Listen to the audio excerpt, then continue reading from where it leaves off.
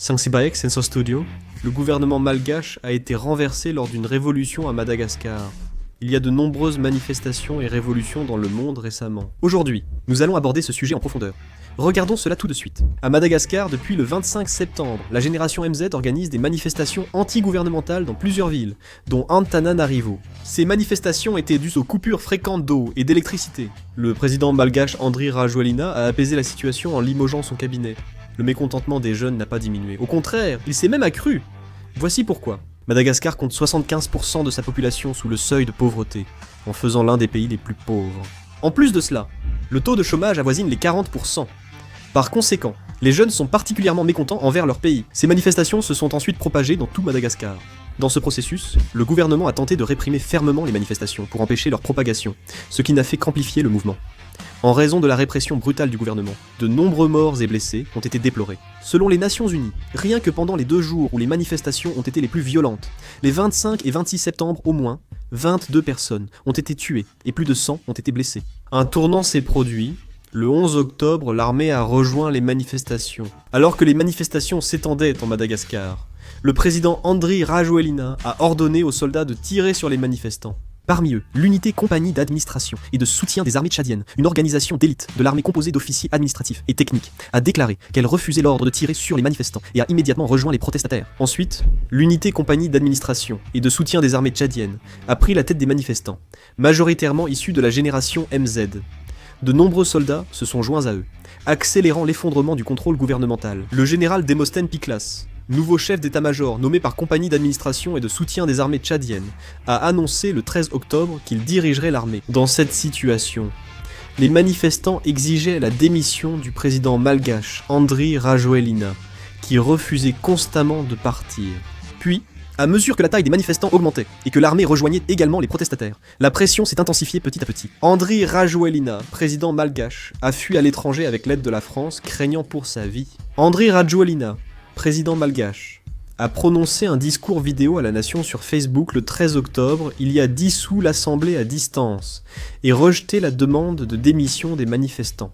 Le problème, c'est que cet ordre de dissolution a été annoncé alors que la procédure de destitution du président était en cours de discussion, ce qui a provoqué une vive réaction de l'opposition. L'ordre de dissolution de l'Assemblée par le président Andry Rajoelina n'a pas été appliqué. Par la suite, le 14 octobre, l'Assemblée a adopté la motion de destitution contre Andry Rajoelina, le président malgache, avec 130 voix pour sur un total de 163 sièges. Ce chiffre dépassait largement le tiers requis, entraînant la chute du gouvernement malgache. Après le Népal, cela illustre une révolution menée par la génération MZ.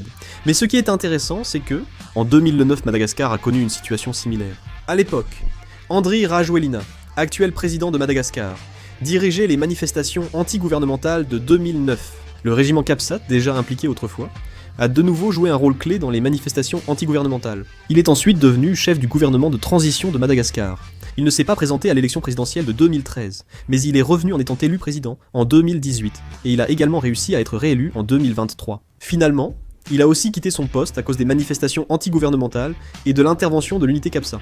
Cependant, le vrai problème est que le pays risque d'être encore plus chaotique. L'armée, ralliée aux manifestations, a annoncé avoir pris le pouvoir et dissous toutes les institutions sauf le Parlement. Le colonel Michael Randrianirina du Capsat a déclaré à la radio nationale la prise de pouvoir par l'armée. La Cour suprême de Madagascar a annoncé en ligne la nomination du colonel Randrianirina comme président, signalant une possible prise de contrôle militaire. Dans ce contexte, certains manifestants ont adopté une attitude prudente face à la prise de pouvoir par l'armée. Ils ont déclaré que l'armée devait rapidement transférer le pouvoir à un gouvernement civil et organiser des élections. La Cour suprême de Madagascar a ordonné à Randrianirina, président intérimaire, d'organiser des élections sous 60 jours. Randrianirina a annoncé à la presse qu'un comité militaire dirigerait le pays avec le gouvernement de transition pendant 2 ans maximum avant de nouvelles élections. La prise de pouvoir par l'armée n'implique pas la fin du chaos à Madagascar, mais marque plutôt le début de l'instabilité. Madagascar dépend actuellement de l'aide étrangère pour plus de la moitié de son budget. Sans l'aide de la Banque mondiale, du Fonds monétaire international de l'Union européenne et de la France, le système étatique peinerait à subsister. Cependant, avec la possibilité que le régime militaire se prolonge à cause de cette situation, les inquiétudes grandissent quant à une éventuelle suspension de cette aide internationale. De plus, le fait que l'économie de Madagascar soit particulièrement fragile est également un facteur qui accentue les inquiétudes. Madagascar importe plus de 30% de sa nourriture, ainsi que la majorité des carburants et médicaments. La révolution a réussi, mais la suite est encore plus complexe et difficile. La direction militaire promet des élections sous 60 jours, mais beaucoup jugent cela irréaliste. En raison du vide politique trop important et du système administratif pratiquement paralysé, il est presque impossible d'organiser des élections en seulement 2 mois. Randeria Nirina, voulant instaurer un régime militaire, a annoncé diriger le pays 2 ans, laissant prévoir de futures luttes de pouvoir.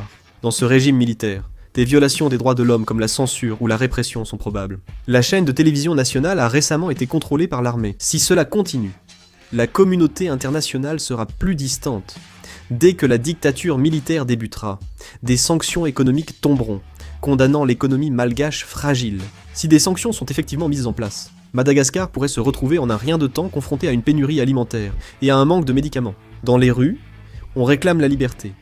Mais si celle-ci repose sur une économie fragile, ces voix pourraient devenir des cris de détresse. Cette révolution a renversé le régime, mais beaucoup reste à faire pour reconstruire le pays. La révolution de Madagascar revêt une signification symbolique de transition du pouvoir entre les générations. Ce sont les membres de la génération MZ qui ont mené les manifestations. Sans grande expérience ni organisation, ils se sont unis par leur colère contre l'injustice, la corruption et leur désir de changement. Il est intéressant que ce mouvement ne soit pas propre à Madagascar. Au Népal, en Algérie et en Europe, les jeunes manifestent pour défier le pouvoir en place. La manière d'agir de cette génération, qui s'organise et se propage rapidement grâce aux réseaux sociaux et aux réseaux numériques, représente une forme de résistance et de repentance totalement différente du passé. Ils ne se contentent pas de faire des manifestations comme de simples cris dans la rue. Ils influencent l'opinion en ligne, communiquent avec les médias étrangers et attirent l'attention internationale sur leur pays. Ils maîtrisent les réseaux sociaux et les médias. Récemment, la génération MZ multiplie manifestations et révolutions dans le monde. Il s'agit d'un conflit entre les valeurs d'une génération et la structure sociale, pas de simples accès de colère ou d'événements politiques. Dans tous les pays où ces mouvements émergent, on retrouve une économie instable et des inégalités sociales croissantes.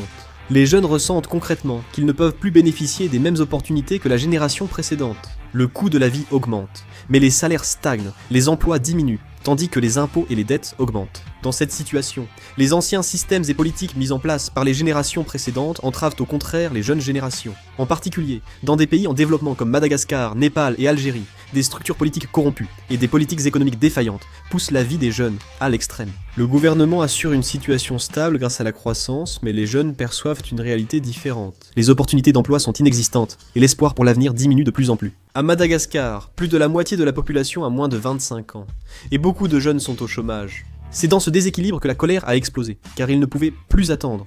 Même dans les pays développés, la situation n'est pas différente. Les manifestations contre l'austérité en France ont la même origine. Alors que les opportunités économiques diminuent, la structure politique reste toujours figée dans l'inertie du passé. Ainsi, les jeunes délaissent la politique traditionnelle et agissent directement. Cette génération est moins patiente que celle de ses parents. Ils contestent les systèmes injustes et, si le changement tarde, agissent pour le provoquer eux-mêmes. Ils rassemblent rapidement leurs opinions via les réseaux sociaux et les communautés en ligne, descendent dans la rue et parfois créent de nouvelles formes de participation politique en informant la presse internationale de la réalité de leur pays. Les manifestations de la génération millennials dans le monde sont une résistance aux inégalités entre générations et une réaction à l'échec du système économique, bien plus que de simples mouvements politiques. Le message est clair. Ils ne toléreront plus l'inégalité acceptée par la génération de leurs parents, la corruption des politiciens et la lenteur des réformes. Ce problème structurel oppose les générations à travers toutes les époques, sans se limiter à un pays. Actuellement, des manifestations de la jeunesse éclatent un peu partout dans le monde. Qu'en pensez-vous ? N'hésitez pas à partager votre avis dans les commentaires. C'est tout pour cette vidéo. Merci beaucoup.